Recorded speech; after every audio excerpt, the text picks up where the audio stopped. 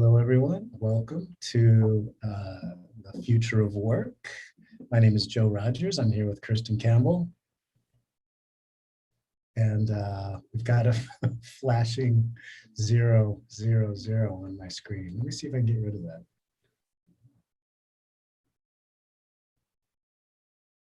Oh, there it is. Cool.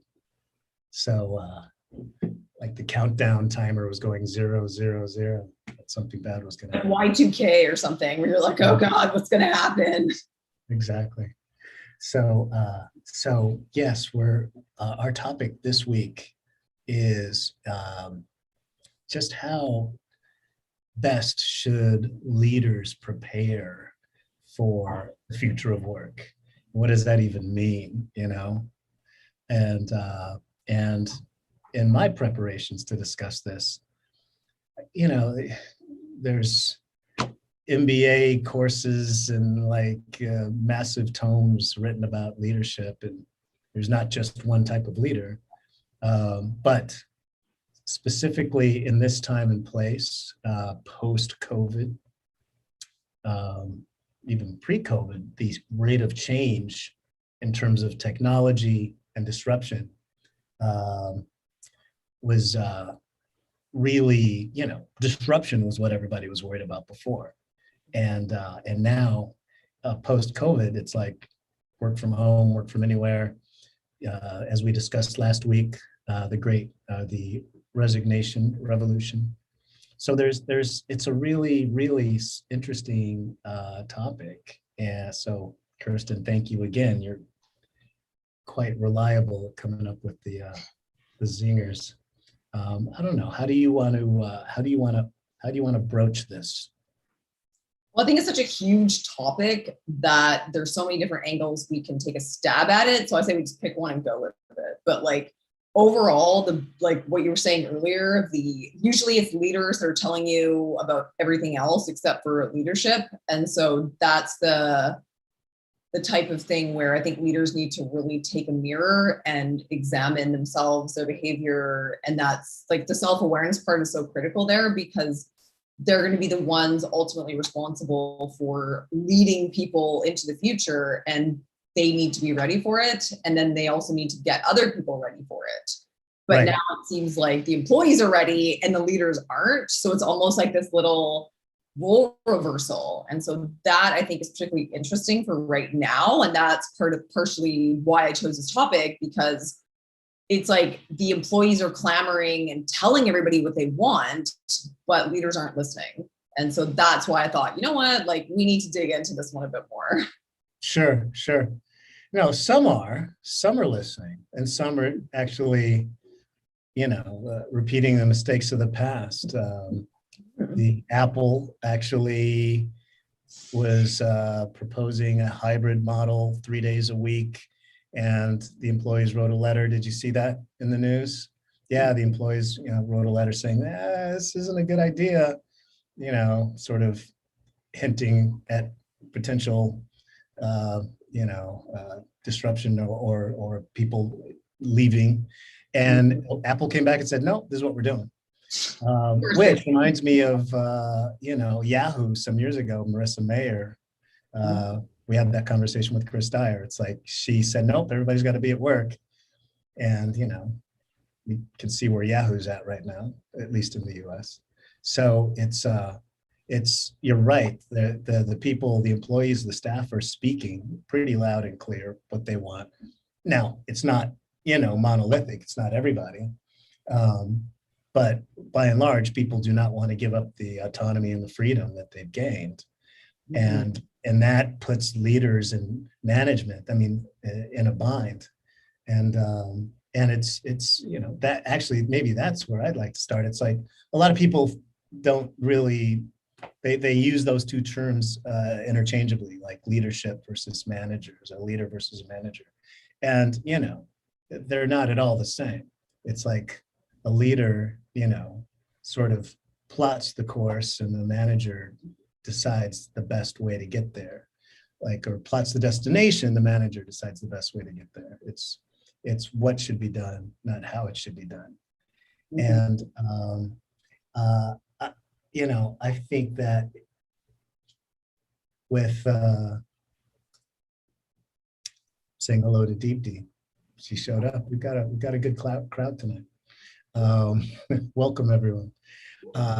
It's pretty clear that, as I was saying, the lead up to COVID, there was just all this disruption and business models being upended, and you know, we don't have to talk about that. Everybody knows what that is.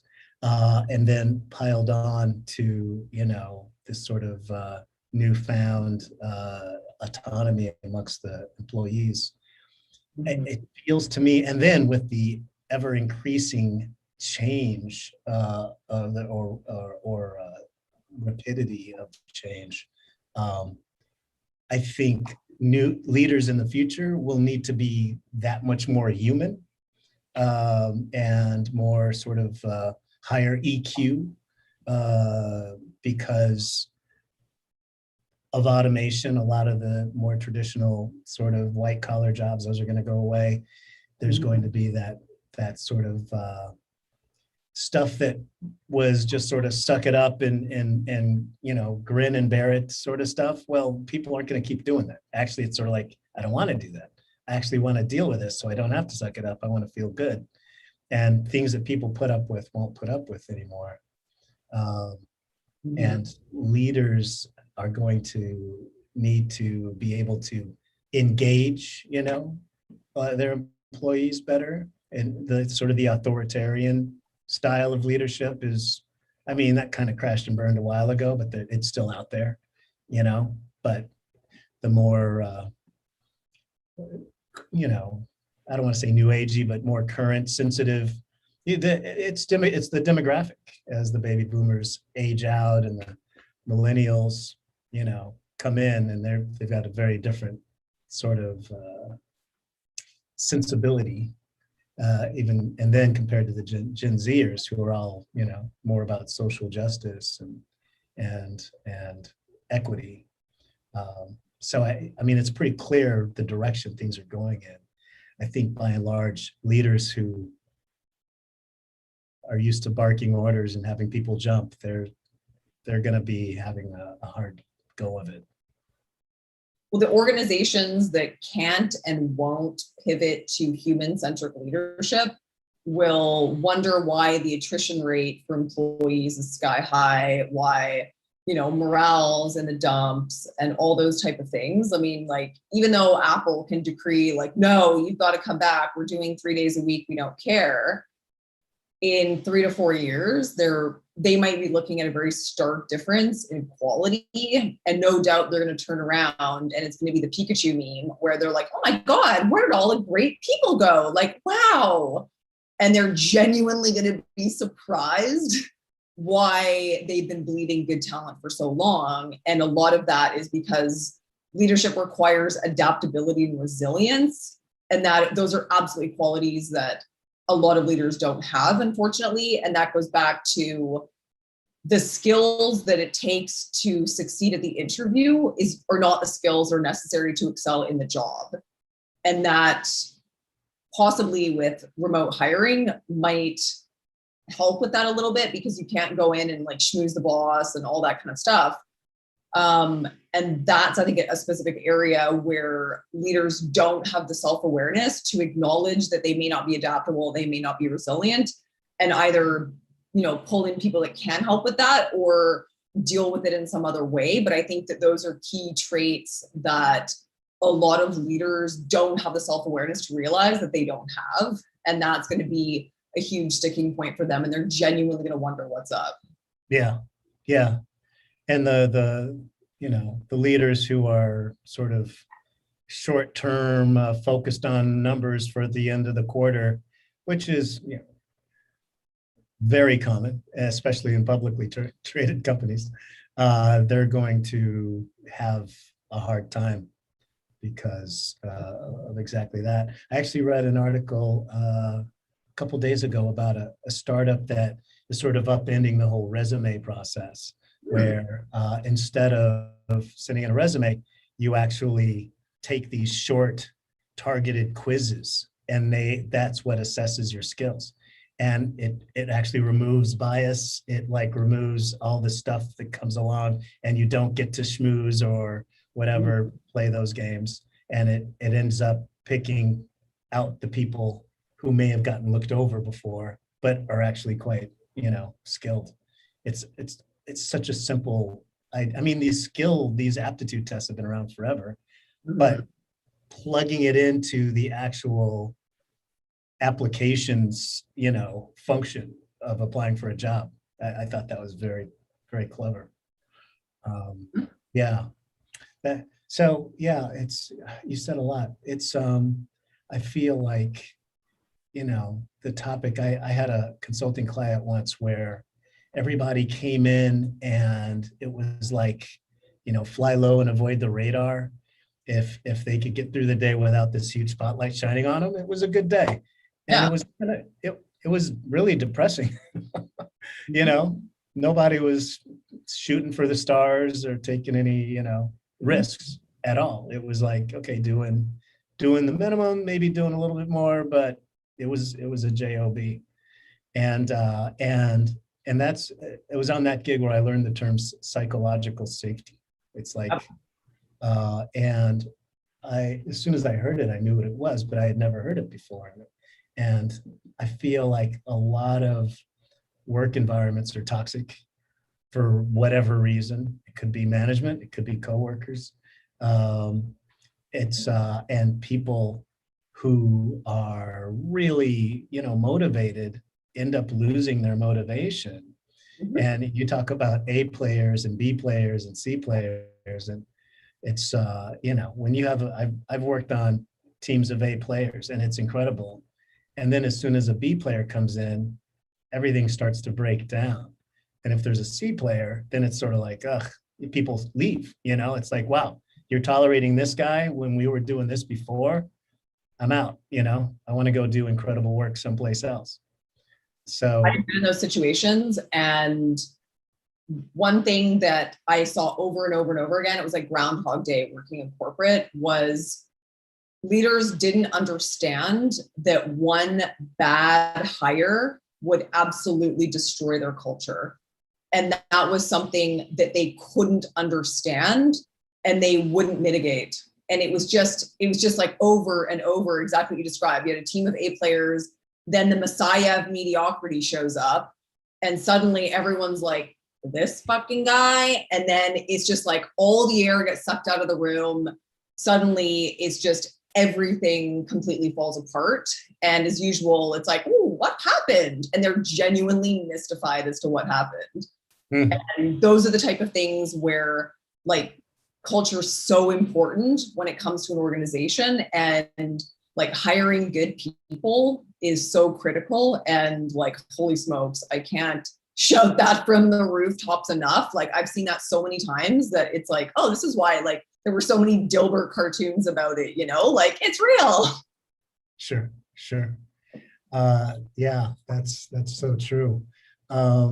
So then, yeah, so one thing that, leaders of the future are going to need to get a lot better at is hiring and identifying, it really comes down to, the mission. Like what are our organization's values? Why are we here? What is our purpose as a company? What is your purpose as a human?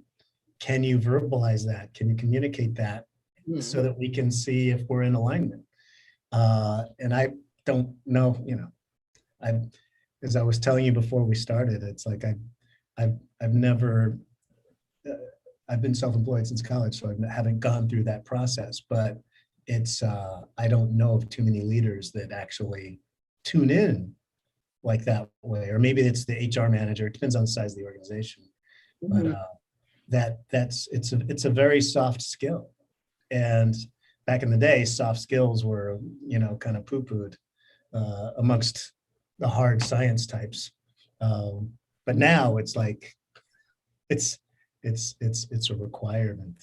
We have a comment here from Shantae saying that is so true. It happens so much more than it should. Culture is extremely important. So, we've got some agreement. Sounds like we worked in the same office, I would have to say. Which one, I don't know. There are too many to choose from, but we definitely worked in the same place. Sure, sure. And I would just say, some leaders are good communicators. Some aren't, and some are, kind of withdrawn, and they don't want to deal with the riffraff, the whole ploy. But it's really, and I guess I'm speaking from experience. It's like I will have crazy conversations in my head, thinking, okay, this is what we should do, and then I'll communicate something to someone, and it's maybe 10% of what I was thinking. Yeah. And I'm thinking that they are thinking what I'm thinking. And, Yeah. And so that, that's not a skill that's necessarily needed for the future of work. That's just a skill that's needed, like, always. So that kind of stuck out when I was prepping for this. Like, there's a lot of these skills for the future are just skills for always. Yeah, that it's until they're able to attach a dollar sign to them, leaders won't really take them seriously. Another thing that I would love to see leadership really dig into, especially now, is from the day you get into an organization, I would love for them to acknowledge that you're not going to be there forever and help you figure out what your next move is going to be. But it's almost this, like, there's this elephant in the middle of the room. We all have to pretend that you're going to be here until the day you die, and we lower you into your grave. When in reality, it's like, we all know we're not going to be here forever. So why don't, like, I'm okay to give you my best work, but you need to uphold the contract, the social contract, and the skin in the game of how are you going to make sure that my next move is better? Like, this needs to be my jump off. And I'm like, as long as we're able to have that conversation, get that out in the open, and discuss that, I think every worker on board for that would absolutely be totally committed and digging in, because then you can easily walk into your manager's office and say, this, I'd love to be blah, blah in 3 years' time. Like, is there a way that we could transition this role over the next little bit to prepare me for that? I mean, like, you're still going to get great work because that person's still motivated to do great work because they still have whatever dream 3 years into the future. But it's almost that, like, no, we can't even talk about that because it'll all turn to dust in our hands, and then suddenly everyone's motivation. And it's a sort of super strange, like, it's like the Babadook, man. It's like nobody say the word out loud, then it becomes real. It's so strange. But like, I would love to see leaders of the future incorporate more of their employees' next moves into HR culture programming, whatever that looks like. I mean, obviously for different companies, it would be different things. You hit the nail on the head. Before I respond, we have a comment from Deepti. There's a company culture, and then there's a team culture. A lot depends on what type of leader your immediate manager is, which is absolutely so true. Yeah. And will they stand up for you? Yeah.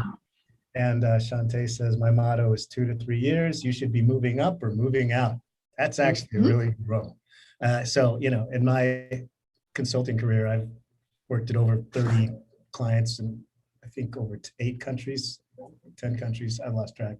But only once have I seen an actual manager who did what you suggested. It's like, hey, they onboarded the person, and they didn't do, hell, we're one big happy family here, and you'll never leave.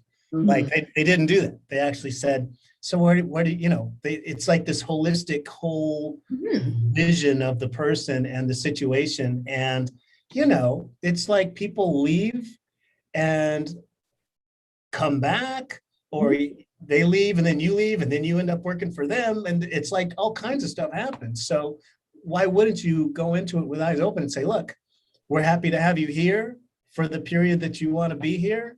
We expect a lot out of you, but we want to invest in you and train you. And hopefully it's going to be a long engagement. But, if not, we want to make sure that, when you do move on, we want it to work for both of us. And, if we can help you find that next job, we will. I mean, like that right there, like people's heads explode. But that's really I don't know, the way it should be, because it just pays back. And alumni of companies, they will rave about, I'm trying to think of a good example. Okay, Zappos, Yeah. the shoe company. Everybody loves Zappos. Yeah. Right. Yeah. And the alumni who no longer work there can be their biggest proponent. But a lot of, management and leadership don't think long term like that. And it's Well, they don't think that they need to invest in employees. They think it's a one-sided arrangement. And I've noticed that's the biggest power imbalance. It's that, like, no, you have to serve us. You should crawl to work every day through broken glass on your hands and knees, and you should be grateful to be here, as opposed to it should be mutually beneficial because you're giving to us and we want to invest in you and make sure that your next move is solid. And so that's like the sort of workplace social contract, which it only seems to go one way. And that's like a huge way that leadership in the future of work can really rebalance that, is Sure. by just saying the words out loud and acknowledging it. Like, I couldn't even imagine what that would be like to work in an organization like that. It would probably be life-changing. Yeah. Yeah. That's interesting, and it just triggered a thought. Like, we have, this goes beyond any one job or one company, but there's a huge wealth imbalance in the US, definitely. And I think it's a global problem, actually. But, and, it's no mystery or secret, like a lot of CEOs are making, 1,000x times what the lowest paid person is. And there was a movement for a while to try to sort of bring those together, or at least make the gulf not as extreme. And I wonder if, like, what you think about this, like in leaders in the future, should they, cash out at 30 million a year with bonus, or 50 or whatever, the Jamie Dimons of the world, whereas the teller at the Chase Bank, can't pay for, rent and school and clothing. I mean, you know what I mean? Is that, I think, like, leaders upskilling for the future of work need to be sensitive to that and realize that it's in their best interest to actually have their lowest paid people actually, be able to thrive at their level. I know that sounds like a radical concept, but like having your lowest paid people able to comfortably live indoors and eat food isn't radical, but it sounds like it to this generation of fat cats. It does sound like, the fact that you even have to say that, like, hey, I know this sounds crazy, but, and that to me shows somebody who isn't a leader. Like, you don't get it, because the whole point of being a leader is you gobble up the most risk, you get in the trenches, you are the one staying the latest, you are the one working the hardest, you are the one making the most sacrifices, because you are a servant and you are a shepherd. And they seem to forget that part. And that's the social cost of being a leader. If you don't want to be a leader, step down, that's fine. But you sign up for it. And that's not surprisingly, that huge power imbalance has shifted from being more egalitarian to what it is now, because shockingly, the people with the most money are able to write the rules. So that's sort of where we are. But then how do you convince those people that what they're doing, because it feels great to them, a $30 million bonus, if you got a $10 million bonus, you're still not hurting. Like, what can't you have with a $10 million bonus versus a $30 million one? It's just that at some point, the numbers just become silly and they don't become real anymore. And so it's almost laughable when you sort of stop and think about it, Sure. You're reminding me of, there's a CEO, a company up in like Washington State. I think he was like a credit card or merchant services or something, but the CEO basically cut his pay so he could pay other people more. Yeah, that guy. Have you read how stunningly successful they've been? And his business went crazy. Yeah. It's like, Like, it's revolutionary. right. You would think like, all right, the proof's in the pudding there you Yeah. go, you know, and then you have people, your staff will like walk through, you know, walls and walk over, you know, hot coals for you when you do stuff like that. And they're happy to do it because it's the purpose, it's the vision. Well, it's the tangible proof that your CEO is invested in you. That's what people see, and there's dignity in that. There's respect in that, as opposed to the like, I'm going to go get into my new Porsche while my employees all stand at the bus stop in the rain. You know, like, how can anybody respect you? Like, I wouldn't respect a CEO. I don't, and I haven't respected CEOs like that, where it's like, you don't care if I go home and eat cereal every night because that's all I can afford. You don't care as long as you get to go do the things that you want to do. And leaders like that don't deserve our respect, and they don't deserve to be followed. That's the one thing. Hmm. Yeah, and you know, along those same lines, it's like those leaders need to, if you're like, it comes with the territory. It's like, okay, you want to identify talent and, you know, recruit that talent and cultivate that talent, and hopefully they stay at your company. If they're happy, they will, but if not, or if they get something better, then they leave, but they can still be a supporter even after they leave. So I think these leaders of the future need to be more sort of people centric, you know, just like helping their employees. Like somebody might come in and they may not know themselves. I don't know. I'm just here because I got this job. Well, let's find out. Like, what do you want? Like, you know what I mean? It's but it's not like a straight line. It's not a process that can be optimized. It's these are human beings, so you have to be patient, I guess. And we have to invest in them because we're little emotional creatures, and we don't shut everything off because we walked into the office and suddenly become working robots. Like, it doesn't happen that way. Like to your point, like I was actually like had lunch with a friend of mine earlier, and she is just finishing. She just finished up like a project management course, and I was sort of like, oh, like, are you doing your job? Like, what are you thinking? What's your next move going to be?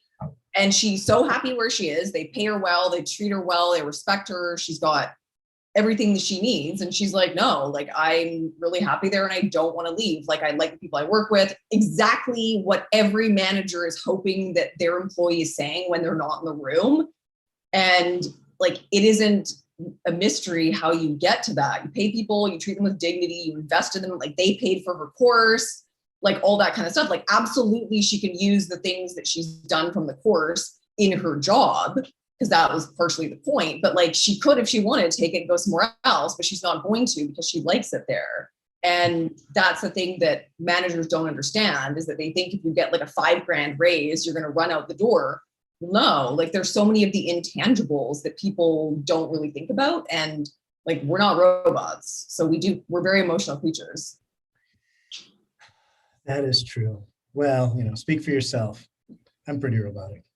So no, there's other types of leaders who are, and actually earlier on I was like this because I had a team of people who were just so incredibly good. They did not need, you know, micromanagement. They just needed like a direction. We're going southeast. Okay, boom. And then it was great. I could focus on finding new clients, biz dev, whatever. And but you know, it was a kind of a bit of an eye opener when I ended up working with a different group of people. And oh, you know what? They're not so self-directed, or they don't know what to do.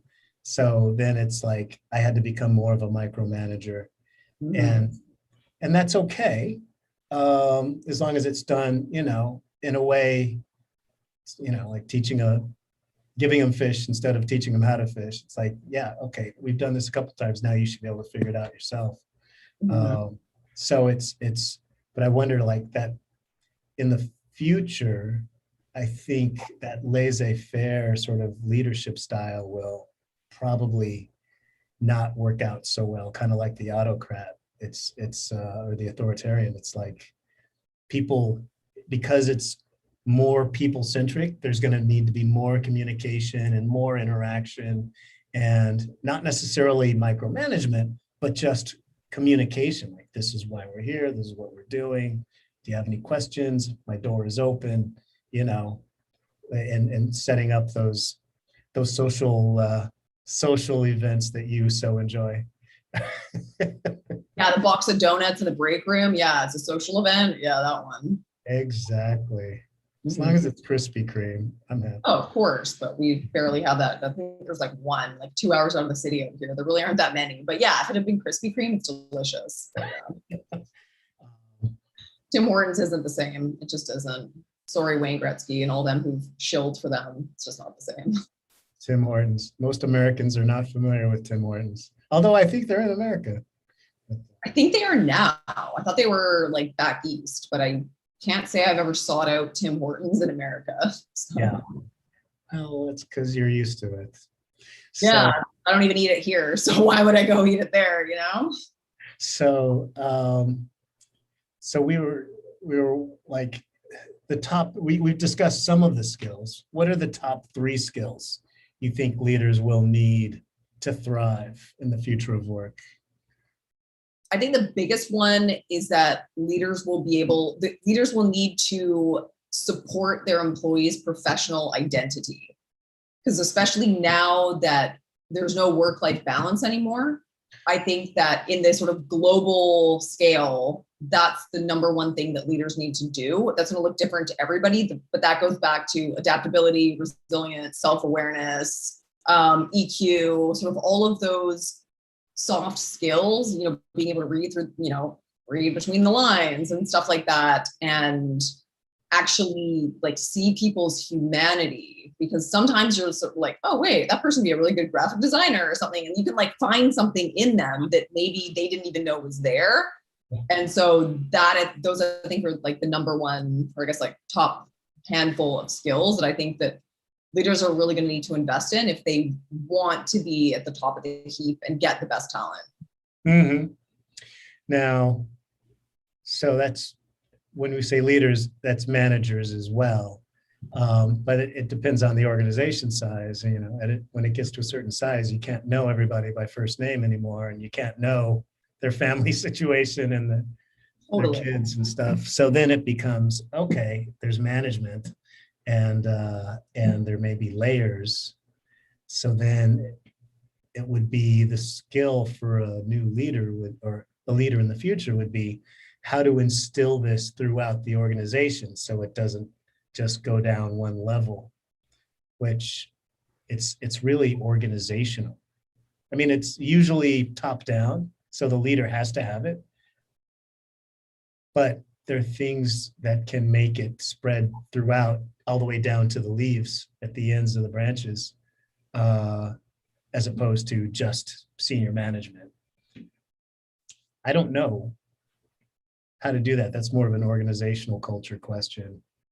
It's like, well, it's leaders and managers like to think that they set the tone in a way, but it's companies are employee driven. They outnumber management, and it's like, yeah, you might set the tone for what it is, but ultimately like the day-to-day, whatever employees are doing, I've seen it where the CEO doesn't nip something in the bud, and suddenly that coworker, that employee becomes open season because everybody saw that the manager didn't shut something down immediately on Slack or whatever it was. And you can see that like, oh yeah, now everybody's picking on that person because now the leader, without saying anything, has just limited that's open season now on that person. And it's horrific. And it's little things like that leaders are able to set the tone and maintain the ship, but then they don't. And that's where like employees are the ones that really are the sort of day-to-day how things run. It's employee driven. And yeah, leaders are setting the tone, they're doing the hiring, but it's ultimately employee driven. So then that means direct communication to the student body, as it were. It can't be filtered through layers of management. I think that's the That's I'm not, the I'm not sure if it's so much direct communication, but it's the little moments like that are true leadership. Like I've seen more leadership out of employees, like coworkers that I've had, that when no one was looking and they demonstrated integrity when no one was looking. Whereas the leader was too scared or didn't think it was necessary or didn't want to get involved in whatever. And like there was one in particular where it's like somebody had a shitty comment about something on Slack. And to me, I'm like, where's the leader? Why isn't leader addressing this directly in Slack and setting an example to everybody else that this will not be tolerated? Did they do anything? No. Is that employee going to be leaving? Probably. And it's just stuff like that where you're like, that one moment was so critical. Nothing was said. Nobody said, oh, so-and-so, we're all going to like dogpile on them. Nobody said anything. It was just, it was a shift and everybody could feel it. And suddenly they were open season. So, sure. Yeah. So that's, so that kind of requires authenticity in the moment and just courage. And courage, exactly. And also being able to read the room. Like you might not think that that was, as a leader, you might be like, who cares? Like whatever, you know, they didn't like your work. They didn't like that picture, that color you chose for the design or whatever. But it's not about that. And that's the thing. A leader needs to be able to recognize that this is a teaching moment and this is a way to set culture and demonstrate culture, as opposed to like, oh, it's fine. Like, well, whatever. And everybody has an opinion. It's like, yeah, they do. But you can also communicate it in a respectful way. And that, like, if you don't like the color of the graphic design, like you can say that in a respectful, appropriate way. But like in this particular example, like that person was like horrifically rude. And even I was like, oh, like I'm like quite direct. Like I have to really like watch my written communication because the tone you can't get the tone. Like people won't tell if I'm joking or laughing or whatever. And like, you have to be mindful of that type of stuff. And yeah, I'm sure that the leader didn't think it was anything worth addressing, but like everything shifted after that. And I don't think he can tell at all that it shifted. Yeah. So that's the self-awareness. You know, a good friend used to describe me as being a bull in a china shop. And I was pretty clueless. And I think back to some things, I'm like, did I do that or did I say that? But I had very little self-awareness. Well, it's also empathy. In addition to self-awareness, it's empathy. It was like, if somebody had written that to me, I would have been embarrassed. And so to me, it's like, I would have to shut that down as a leader because I know exactly how that would feel. And what I've noticed is that so many leaders don't have any empathy, but that's also because they're usually narcissists. So they're kind of goes hand in hand, because usually like sociopaths, like number one profession for sociopaths are CEOs. And so you're also going to have that conversation when you talk about the leadership in the future of work, is getting these psychos out of there, because like, holy smokes, those people can suck the air out of the room. They have no empathy. They can't see things. They can't relate to people. And so you're going to have to tie that conversation into it, but it ultimately goes back to empathy. Like, would you want somebody to talk to you like that? No. So why are you letting somebody else talk to your staff that way? Sure. So again, another people-centric sort of skill, being empathic. So it sounds like the traditional leadership skills that we've been accustomed to and popular culture is put in front and center are not really going to help us get to where we need to go, or help these leaders get to where they need to go in the future of work. Well, to prove your point, I just was sent something earlier today that they did a poll. 3% of Black employees want to return to the office. 3. If 97% of these employees don't want to return to the office, this is a you problem. This is a leadership problem. What are you doing wrong that you are not able to facilitate an environment that is appropriate? And so that, like, the current way isn't working. And so let's burn it all down. It isn't working. There isn't enough that the current system has that's salvageable. Yeah. Burn it down.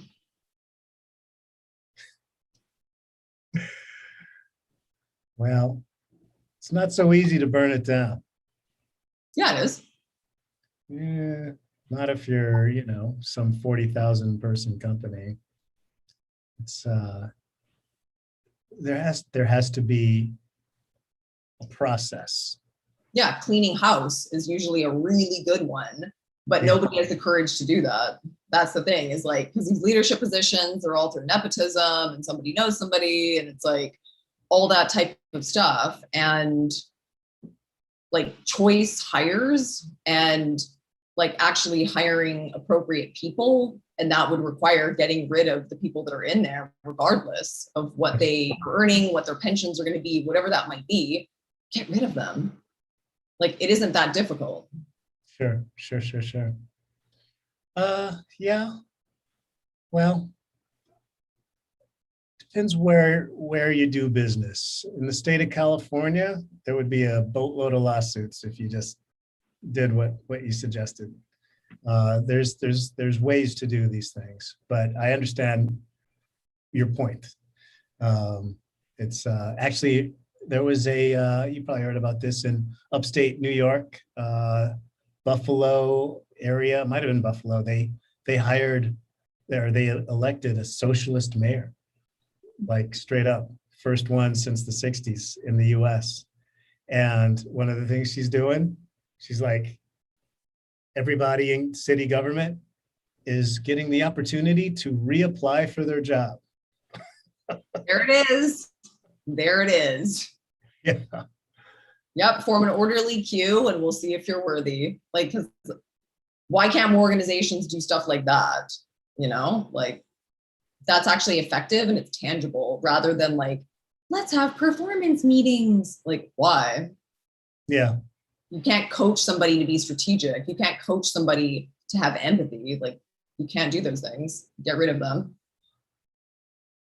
Well, I see why you would say that, but I have a little bit of faith that people can grow and change. And Some actually, people can, yes, some people can, others will not. yeah. Well, Mm. I love when we fall on different sides of the line there. I know, it's wonderful. You can be like, no, keep my employees. I'll be like sitting there like shing with my machete. So yes. Well, yeah, you are from Canada, so you know. Well, I think I've been on the receiving end of more crappy leadership than you have, given like I've worked in house for a long time, whereas like you've worked for yourself. So we just don't have the same experience with like, oh no, like you have no idea what people do in an office, and just like all the stuff that goes on. And you're just like, not one of these people actually deserves to be here in leadership. Like, not one of them. And like, it's horrific and so demoralizing to be in those type of organizations. And that's why like having leadership with a growth mindset and empathy, and is willing to invest in their employees and kind of gets it's such a breath of fresh air. And that's when people like that delivers the psychological safety that allows people to really perform and deliver their best work. And so it might seem dramatic, but at the end of the day, like that's what's holding you back from greatness at a lot of companies. Yeah, we just got a hear from Shantae Howard. Good, Shantae, we can cancel everybody. We'll do it together. Yeah. So what social structures need to adapt to support human-centered leadership at work? There would have to be decent money for one. So money and benefits are a huge one, as like silly and obvious as that sounds.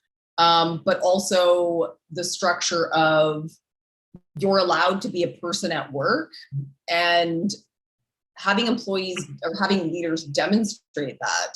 Like as Chris mentioned before a couple of weeks ago, like when you open up a meeting with like, so here's something horrible that happened and I'm not doing too great right now. Like that demonstrates to everybody else that it's okay to come in and be like, I'm not having a great week, you know, like I'm just going to kind of hole up in my office for a bit or whatever, like those type of things. Whereas like for most organizations, if you were to say that, suddenly it's like, oh my God, you can't handle your work. Ooh. And they never treat you the same again, ever. And so it's like that little bit of weakness, that little bit of blood in the water, you're done. And so those type of structures would be able to mitigate against that, because I think a lot of great employees are lost that way because of just like silly perception changes. True. Yeah, I think creating a future of work where you're allowed to, if somebody says, how you doing, you actually can be honest in your response. Mm-hmm. Don't have to hide it. There was a lot of that, for Black folks after George Floyd, where you're supposed to show up and act like everything's normal. It's like, no, not, it's not normal at all. Actually, I can't really be here right now. I have to go. Well, and that goes back to actually this BuzzFeed article I was reading just the other day, where they were interviewing minorities of like their work from home experience. And it was hilarious. In the first paragraph, this lady was like, I realized, like, why am I so calm? Why is my mental health so great? Like, why is this so wonderful? And she was like, oh, the white people are gone. I don't have people asking me dumb questions about my hair. I don't have to constantly be proving myself and watching for how somebody could perceive how I did something or what I did. Like, all those little things. Like, one example, she was like, she wore her hair naturally, and somebody was like, oh, making a statement. And she was like, no, dude, I'm just wearing my hair. But now she has to be cognizant of how that is perceived. And it's just, when you're on a Zoom call at home, it doesn't matter.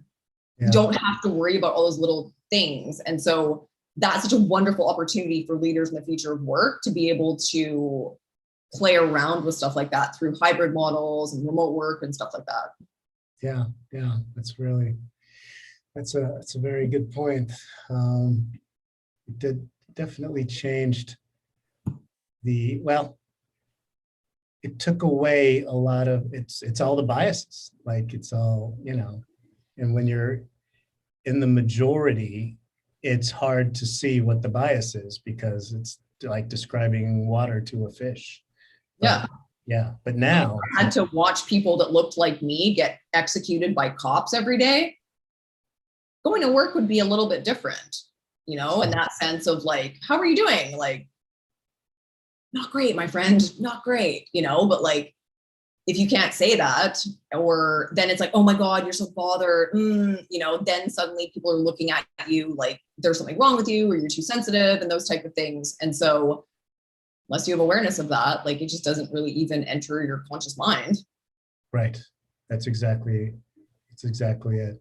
So these leaders in the future of work, I mean, that is a level of empathy and sensitivity that, probably 1 in a million have, Well, and it's not going to be unlocked with the current breed of leaders that's out there in control of things. They've proven that they can't do it. They've proven they don't get it, and they've proven they won't change. Again, I say, get rid of them.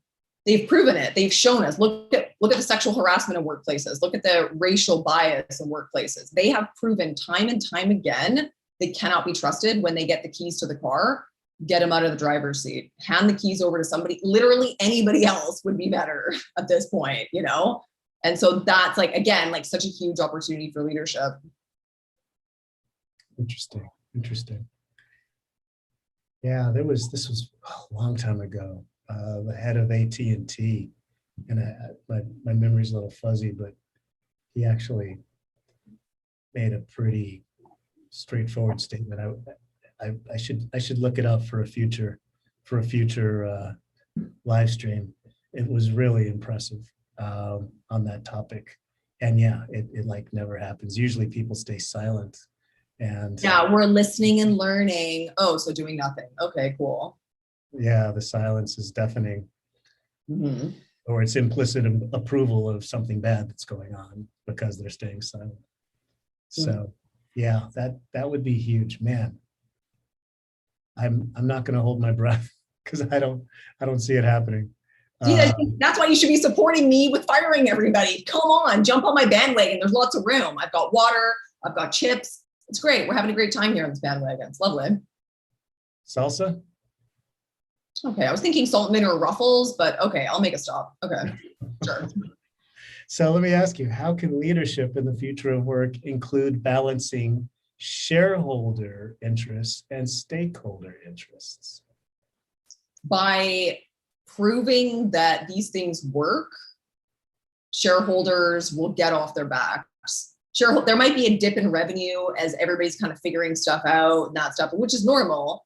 But rather than pearl clutching and freaking out and using that as proof that it doesn't work, giving it the time and the space to be able to breathe and actually get it to work. I mean, like data after data after data shows that diversity 1 + 1 = 3.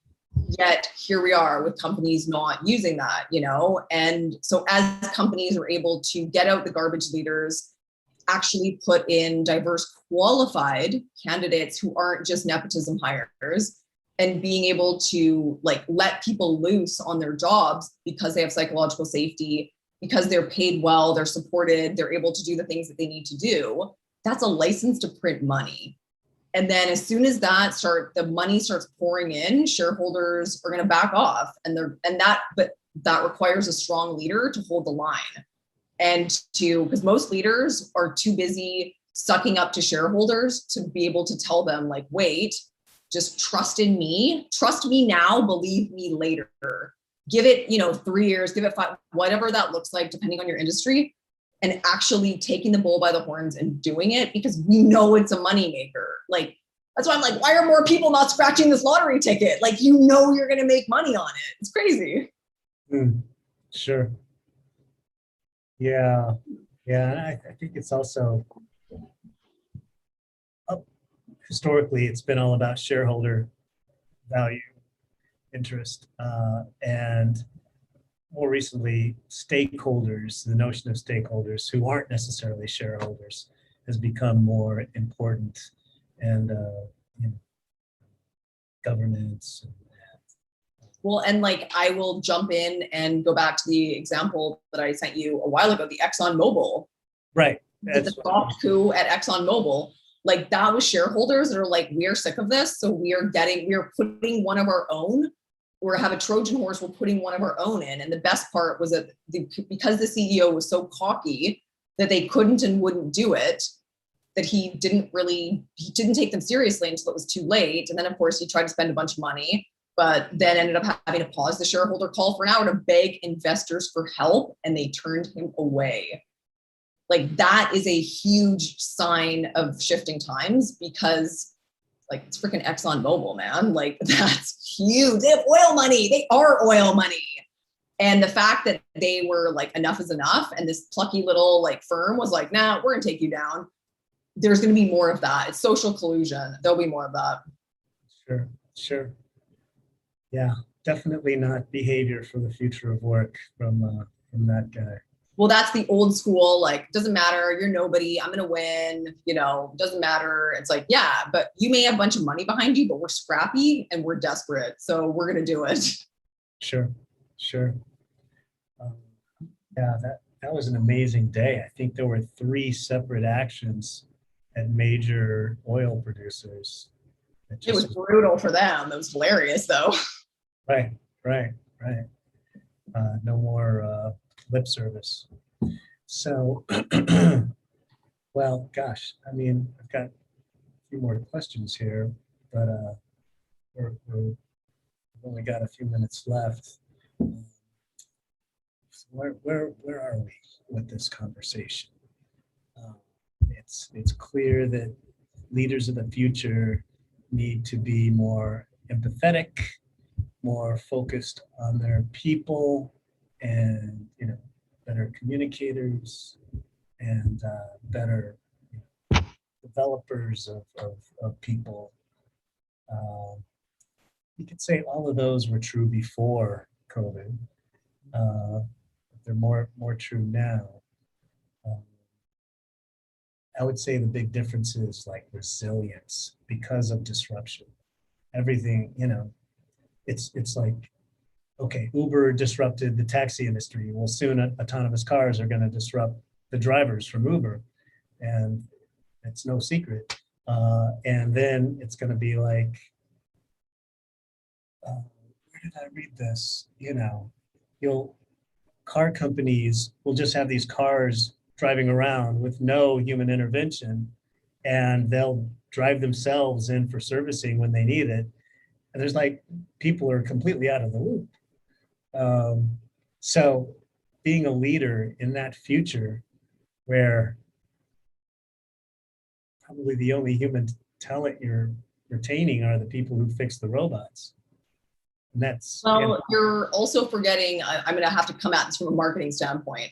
You're also forgetting that people like driving. People enjoy it. Like, I mean, I remember seeing a couple of years ago, I remember seeing an ad from Infinity where the guy was in the back of a self-driving car and he climbs into the front seat to take control of the car to drive it. That was the beginning of how they're marketing to us about you like driving. Though they're marketing to those people, that's their tribe. And Sure. so there will always be people who enjoy driving and will want to drive. So it's not like every single person's going to be using a self-driving car. So that's something that like leaders can cultivate on their own end, depending on what company they're in. But beyond that, yeah. But like, I think ultimately, like leaders have a responsibility to help employees derive meaning from their work, whatever that might be. And that is, like you mentioned, like resilience, adaptability, like all that kind of stuff.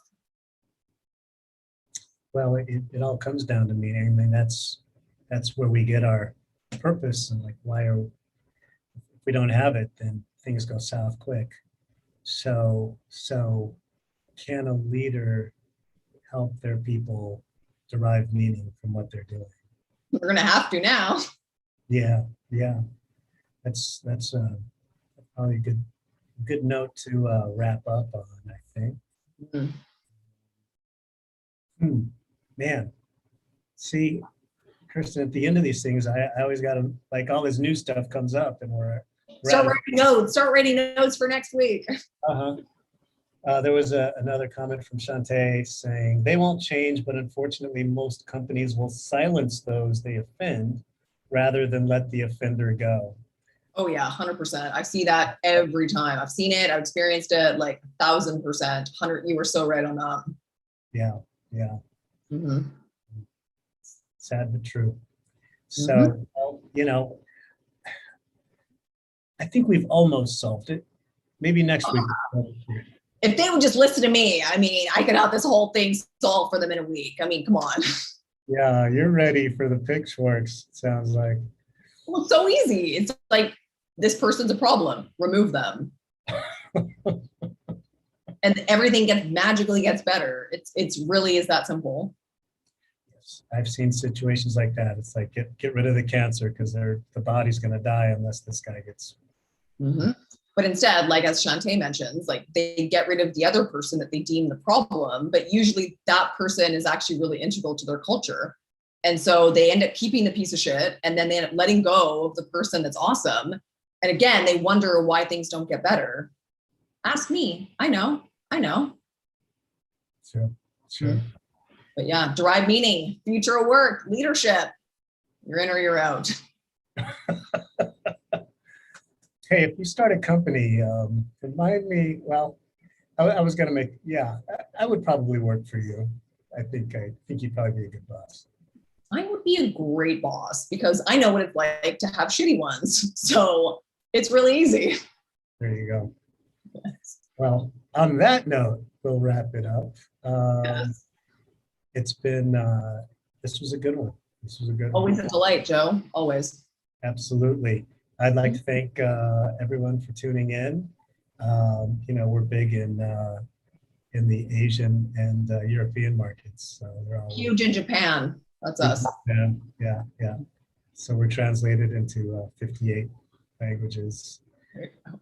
They actually they watch us on the International Space Station, which I was surprised. They should. Yes. So, okay, none of that is true. All right. You're a fiction writer. We'll see you next week. Thanks, everyone.